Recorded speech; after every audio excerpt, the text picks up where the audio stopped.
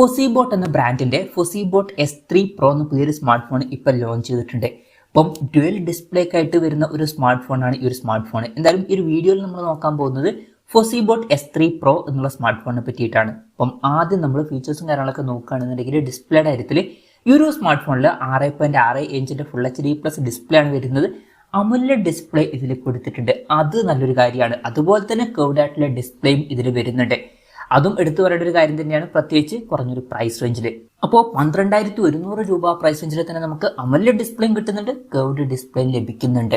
പിന്നെ പഞ്ചോൾ ഡിസൈനെ കൊടുത്തിട്ടുണ്ട്. പഞ്ചോൾ വരുന്ന ടോപ്പ് സെൻറ്റർ ഭാഗത്തായിട്ടാണ്. 10-bit ഡിസ്പ്ലേ പോലുള്ള ഫീച്ചേഴ്സ് ഒക്കെ ഇതിൽ വരുന്നുണ്ട്. പിന്നെ പീക്ക് ബ്രൈറ്റ്നസ് വരുന്നത് 1800 നിറ്റ്സ് ആണ്. പിന്നെ 60 ഹെർട്സിന്റെ റിഫ്രഷ് റേറ്റ് സപ്പോർട്ട് ചെയ്യുന്നുള്ളൂ, കൂടിയ റിഫ്രഷ് റേറ്റ് വരുന്നില്ല. ആ ഒരു കാര്യം ശ്രദ്ധിക്കണം.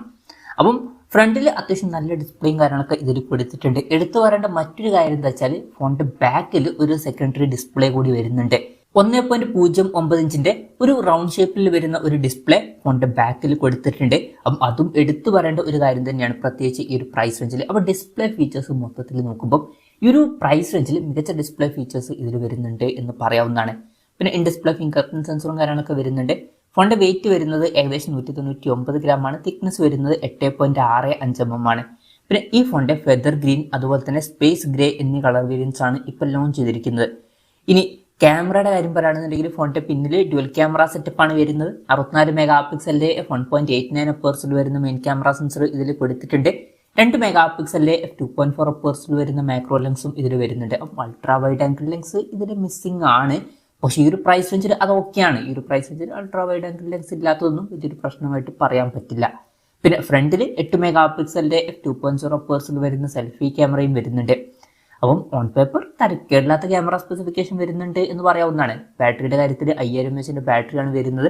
18 വാട്ടിന്റെ ഫാസ്റ്റ് ചാർജ് സപ്പോർട്ട് വരുന്നുണ്ട്. ഈ ഒരു പ്രൈസ് റേഞ്ചിൽ തരക്കേടില്ലാത്തൊരു ചാർജിങ് സ്പീഡാണ് എന്ന് പറയാവുന്നത്, അത്ര മികച്ചത് എന്ന് പറയാൻ പറ്റില്ല. പിന്നെ Type-C ചാർജിംഗ് പോർട്ടും ഇതിൽ കൊടുത്തിട്ടുണ്ട്. അപ്പോൾ തരക്കേടില്ലാത്തൊരു ബാറ്ററി സെറ്റപ്പ് വരുന്നുണ്ട് എന്ന് പറയാവുന്നതാണ്. പിന്നെ Android 14 ബേസ് ആയിട്ടുള്ള സോഫ്റ്റ്വെയർ ആണ് ഇതിൽ വരുന്നത്. പിന്നെ ഈ ഒരു ഫോണിൽ 8GB റാമും 128GB ഇന്റേണലൊക്കെ വരുന്നുണ്ട്. ഈ ഒരു പ്രൈസ് റേഞ്ചിൽ അത് നല്ലൊരു കാര്യം തന്നെയാണ്. വെർച്വൽ റാം എന്ന ഫീച്ചറും ഇതിൽ കൊടുത്തിട്ടുണ്ട്. അതായത് എക്സ്ട്രാ റാം വേണ്ട സമയത്ത് ഇന്റേണൽ മെമ്മറിയിൽ നിന്ന് കുറച്ച് മെമ്മറി എടുത്തിട്ട് അത് റാം ആയിട്ട് യൂസ് ചെയ്യുന്നതായിരിക്കും. അങ്ങനെ 12GB റാം വരെ എക്സ്ട്രാ നമുക്ക് ലഭിക്കുന്നതായിരിക്കും. അപ്പോൾ ടോട്ടലി 20GB റാം വരുന്നുണ്ട് എന്നൊക്കെ പറയാവുന്നതാണ്. NFC സപ്പോർട്ടൊക്കെ ഇതിൽ വരുന്നുണ്ട്.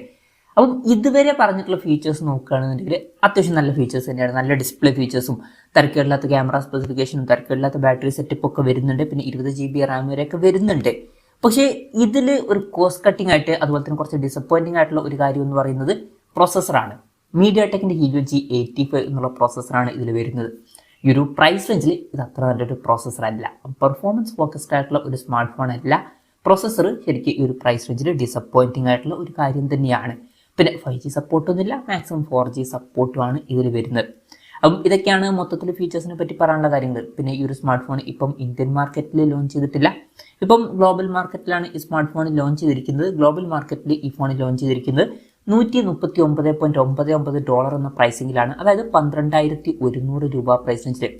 ആ ഒരു പ്രൈസ് റേഞ്ചിൽ ഈ പറഞ്ഞിട്ടുള്ള ഫീച്ചേഴ്സ് എങ്ങനെയുണ്ട് എന്ന് വെച്ചാൽ ഇപ്പം എടുത്തു പറയേണ്ട ചില ഫീച്ചേഴ്സ് ഇതിൽ വരുന്നുണ്ട്. മികച്ച ഡിസ്പ്ലേ ഫീച്ചേഴ്സ് ഇതിൽ വരുന്നുണ്ട്. സെക്കൻഡറി ഡിസ്പ്ലേക്ക് എടുത്തു പറയേണ്ട കാര്യം തന്നെയാണ്. അതുപോലെ തന്നെ കർവ്ഡ് ഡിസ്പ്ലേയും വരുന്നുണ്ട്. പിന്നെ തരക്കേടില്ലാത്ത ക്യാമറ സെറ്റപ്പും തരക്കേടില്ലാത്ത ബാറ്ററി സെറ്റപ്പ് ഒക്കെ വരുന്നുണ്ട്.